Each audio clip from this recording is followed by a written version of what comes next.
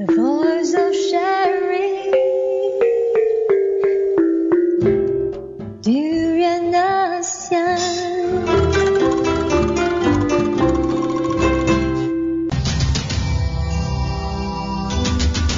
ASEAN Breakfast Call. First and foremost news from Southeast Asia. Hi and welcome to DurianASEAN.com. You're with Gowri on a Tuesday morning. And I'm here to bring you some latest news and some not too new but also very important news from Southeast Asia. And I'm going to discuss it with you guys today. And hopefully you learn a thing or two about Southeast Asia. Before that, just to kick off our Tuesday morning, a little quote for you from Confucius, who said, "It doesn't matter how slowly you go as long as you do not stop." And that is very true. There are a lot of times when we are bogged down by a lot of problems and we face too many challenges that we just feel like we're going nowhere and we just want to stop. But the truth is you don't fail when you go slowly, you only fail when you stop trying.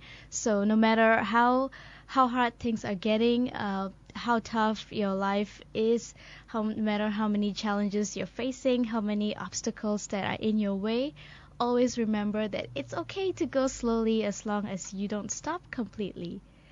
And let's move on to Southeast Asia. We have the London mayor coming down to go on a LRT ride around KL, and his name is Boris Johnson, and he's planning on riding the express rail link as soon as he lands in the KLIA, and he will also go on the LRT, the light rail transit, to get a first-hand experience of the public transportation system in Kuala Lumpur. And he'll be here on a 3-day visit, and during this visit he will of course meet his KL counterpart Datuk Seri Ahmad Faisal Talib, and also go on a walkabout with him around the city before taking the LRT. And he's planning to explore the city and see what KL looks like. And of course this is not merely a leisurely activity. This is actually to make Malaysia to be seen as an unprecedented investment place for the UK, or at least for some interesting economic partnership. And the mayor's visit will also showcase Kuala Lumpur and Malaysia more widely as an attractive investment location for London companies. So this is more of an economic move where he's going to come down and explore the city, see what it looks like, and hopefully this opens more doors for Malaysia and also for Kuala Lumpur, where potential investors can come in from London and invest in here and create an economic partnership. And apart from Malaysia, he will also be visiting Jakarta and Singapore, part of his what they call the Southeast Asian tour. And we also have our Youth and Sports Minister, who is actually talking about something that has nothing to do with sports. He is talking about the high fuel prices, and he has called out to people to stop believing in Misagara economist. So it seems that a lot of people on the internet, especially on Facebook, are coming up with so many articles, so many calculations saying that, okay, this is what our fuel price really looks like. This is the government subsidy, and they're really not giving us that much, and eventually we're losing out. And whenever they come up with these calculations, they always say that this is the fact. This is how it is. This is what it really is. And what our minister here is saying is that may not always be true. And before you decide for yourself whether it's true or not, it's always best for you to research yourself, do some research, Google it before blindly believing all these posts or photos on the internet. And what's also interesting is he actually went through the trouble to go back and make the entire calculation on his Facebook page so people can learn from there. And so if you want to have a look at it, you can just go to his Facebook page and just type out his name. He came out with a very pretty clear explanation as to what the current fuel prices are and how it's calculated from the raw material onto how it becomes fuel and how the prices change from there. So this makes the whole thing a lot more clear for people to understand, and you can have a look. And he also said that when we float the petrol prices on December 1, and if the trend of decline in the market price of oil continues, there is also a great chance that the RON 95 petrol price will be lower, saying that with the emphasis on the variability of market conditions. And the petrol price that's being used in Malaysia is calculated using a formula called the automatic pricing mechanism. So if you want to do your research, go look up the automatic pricing mechanism, and you can work your way from there with the calculations that he provided as well. Speaking of fuel prices, another country that is also concerned about this is Indonesia, where they are actually looking at a fuel price hike, a deliberate one, and this could put the brakes on the speed which consumers in Southeast Asia biggest market, the auto market, which is the cars, of course, and they are looking for more people to switch from 4 wheels to 2. It seems President Joko Widodo last week cut subsidies and raised gasoline prices up to 30% to open way for budget and other reforms that he's planning on doing. And in the long term, this could actually impact very positively on the Indonesian economy. It could strengthen the Indonesian economy, which is actually growing at its slowest pace in the last 5 years. And in the short run, it of course will impact the auto sales, but they are going for more of a long-term goal in this case. And according to Leonardo Henry Gavasa, who is a senior research manager at Bahana Securities, he said car sales probably won't grow. The motorbike sales will be more resilient, and that is what they are trying to achieve. And it seems that one of the other factor that's crimping the sales is the central bank, its policy rate of 25 basis point to 7.75%, which has been the highest since March 2009. And in this case, fewer than 4% of Indonesia's population, 240 million people who actually own cars. While the middle class has been expanding, there are still millions of Indonesians who cannot afford a car. That is very true. If you were to visit Indonesia, people either have a very, very expensive car or they just don't have a car at all. And this hike in fuel prices, of course, can definitely have an impact on also in terms of priority when people get their paycheck, especially young people, students who just graduated from university. It'll make them think twice about whether or not to get a car. And in the long term, it's definitely a good move, because even if there are too many cars on the road, it's not always a good thing. It causes traffic jam. It contributes to pollution in so many different ways, and it stresses people out. So this is probably something that could also not only impact the economy positively, but also the health of people, and also in terms of budget, because we do know that cars are very expensive to own and also to maintain, with all the servicing and also, of course, the fuel prices. You have to keep refilling your car with the fuel, and that also takes up a huge portion of your budget. So maybe it's not such a bad thing after all for Indonesia to hike up its fuel prices. But what's bad is China actually building a little island in the South China Sea where it's already being disputed.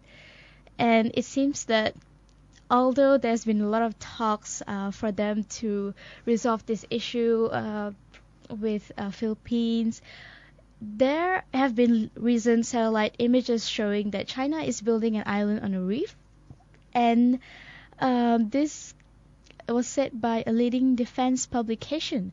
The construction, of course, has raised concern among many people, and China is actually trying to convert this disputed territory in this into a military installation, adding to the tensions, which the Spratly Islands are also being claimed by Taiwan, Malaysia, the Philippines, Vietnam, and Brunei.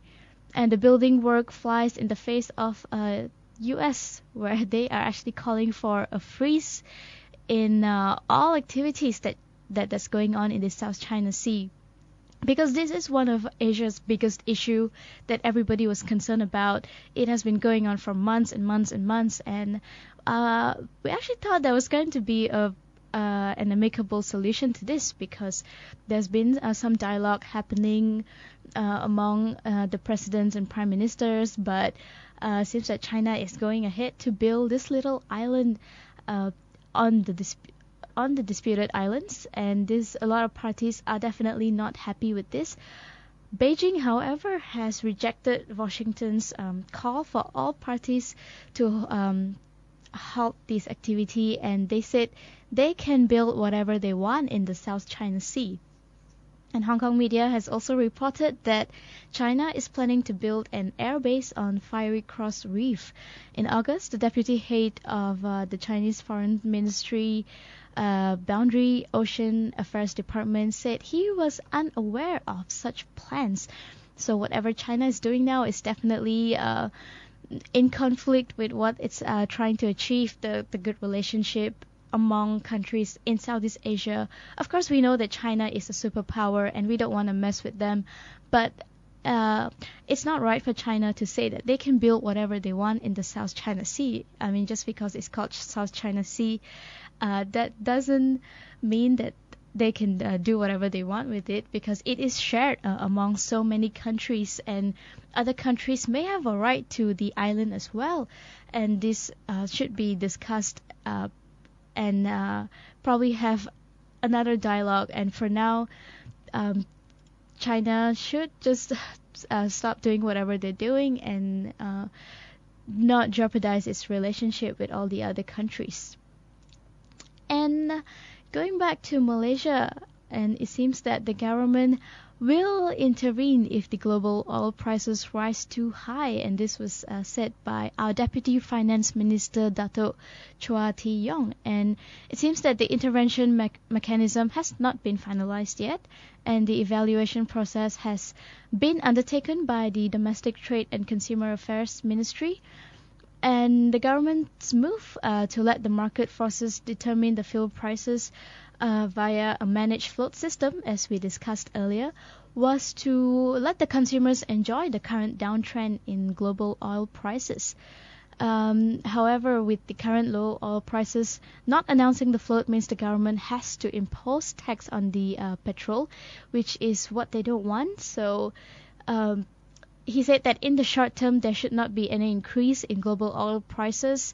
But should anything happen, the government will intervene and make sure that the prices do not rise too high. And another good news from Indonesia, where they have said that by 2019 they will stop sending domestic workers to work overseas. And this is, I think, something that we have all been waiting for a very, very long time to hear from Indonesia, because every time they send even if they don't send, even if the workers come over, they become maids, they join all these construction sites, and we know that of course not everyone. Some of the maids do get treated well. They are handled well by their agent. They are treated well by their employers. But there are also a huge amount of them who are always abused, and not only physical abuse, even verbal abuse. They don't get paid properly. They get some of them even get paid like less than 10 ringgit a month, and there is no proper law or way to regulate this issue. And we've been waiting for Indonesia to do something about this, because if we were just to wait for the Malaysian government to come up with something, it might take a while, and because there are a lot of other things to handle as well, obviously. But the Indonesian government has finally spoken up and said that it's not a sure thing yet, but they have said that by 2019 they might stop sending domestic workers overseas. And they also said here that a lot of female workers especially have been suffering from mental and physical abuse while working overseas. And Indonesian actually make up 70% of the 200,000 foreign domestic workers in Singapore itself. And Miss Winnie Wang, who is the Overseas Recruitment Senior Officer for Advanced Link International, said that I think at the beginning, employers of foreign maids will definitely be affected. The advantages of getting an Indonesian maid, firstly, there is no language barrier, of course, and most of the maids from Indonesia are also trained to speak English, and they can also speak Bahasa Indonesia, which is very similar to what we speak in Malaysia and Singapore. However, because of how these people are being treated and how their basic rights are not protected, they might have to start cutting down the number of workers, especially female workers, that are being sent overseas. And Singapore has responded, saying that to meet the demand for foreign domestic workers in Singapore, the Manpower Ministry has actually launched a pilot project last August that aims to bring in 400 workers from Cambodia. And since then, only 350 workers have been brought in.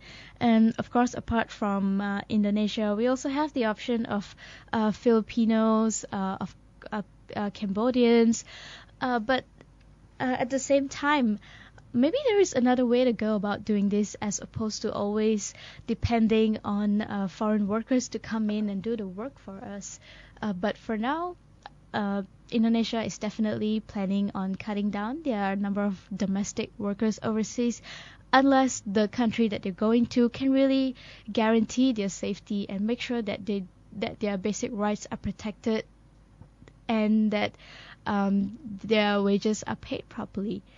So that's a very good move from Indonesia. And moving on to Cambodia, we have a street vendor turned activist who got jailed, and she is currently behind bars. And this street vendor turned activist is actually Nget Kun, known locally as Mommy, actually, a leading figure in Cambodians' fight against forced evictions. And at 75, she has been jailed for a year. Keep struggling to save our home, the feisty person told her daughter Eng Soka during a recent visit to the prison. And activists said that sentencing of Mommy and several other women from her Bangkok Lake community on Trump charges is the latest wave of repression against land rights activists. So there's been a lot of land rights issue that's happening in Cambodia, and a lot of people are being forced out of their lands, and anyone who stand up against these people, who go against them and even try to protest or whatever, they get a very harsh treatment from the officials. And these people deserve to be treated better, and will their rights as well should be protected by the local authority.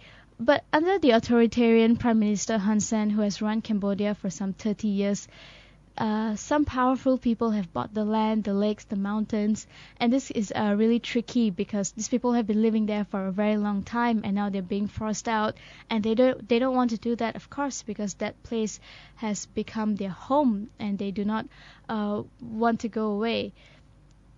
And also, the Chinese company backing the project has pulled out, and the current developers could not be reached yet for any comment. So it seems that these people in Cambodia are still not giving up. They're still fighting for their rights, and they want to keep their land with them. They're definitely not budging, even with the arrest of so many activists recently. They are still going strong, and they will not give up on their home. And that's all that we have for today. Thank you so much for joining me in our ASEAN Breakfast Call news commentary. Don't forget to like our Facebook page and follow us on Twitter. We also have a YouTube channel. Subscribe to that. And of course, if you're on the move, you can just download the TuneIn app on your smartphone and listen to us at durianasean.com.